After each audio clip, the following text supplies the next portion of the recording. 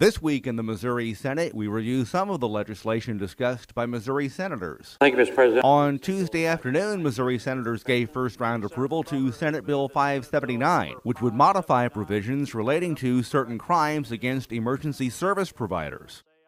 Sponsor, Senator Doug Leibel of Poplar Bluff, says this would affect probation or parole for some.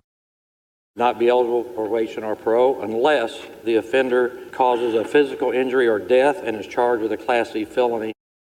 During discussion, Senator Scott Sifton of Afton wondered if this is a first or a last. And I just don't know if this is one of one or one of 100.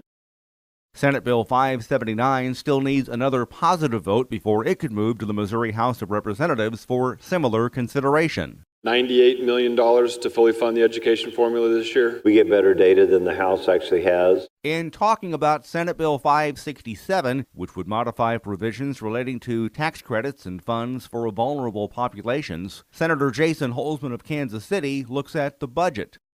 Am I correct in saying that you would like, if possible, to help the senior citizens stay in their home? Missouri Senate Appropriations Committee Chair Senator Dan Brown of R-Rolla says the biggest challenge in state spending is tax credits. Because they're taking too big of a hole, about a $625 million hole. Monday saw the Missouri Senate Judiciary and Civil and Criminal Jurisprudence Committee hear Senate Bill 786, legislation that seeks to modify provisions relating to whistleblowers' protection for public employees. Senator Jill Shoup of Creve Coeur is the sponsor.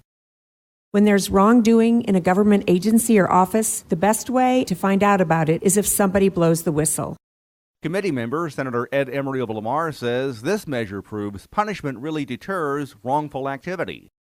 Whether it's not doing the right thing because there's a threat of harm or whether it's not doing the wrong thing because there's a threat of harm. Senate Bill 786 still awaits final committee action.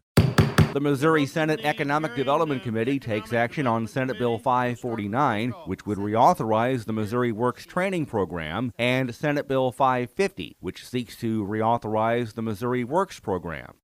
Sponsor, Senator Jay Wasson of Nixa, says both measures have been combined. These are probably 90% of the tools that we have in the toolbox. During committee discussion, Senator Jamila Nasheed of St. Louis wondered about the program's success. Which part of the state is taking the most advantage of this program? The panel sent the bills to the full Missouri Senate on Wednesday. And remember, you can follow these and other issues facing the Missouri Senate by visiting our website, senate.mo.gov. Reporting from the state capitol, I'm Dean Morgan.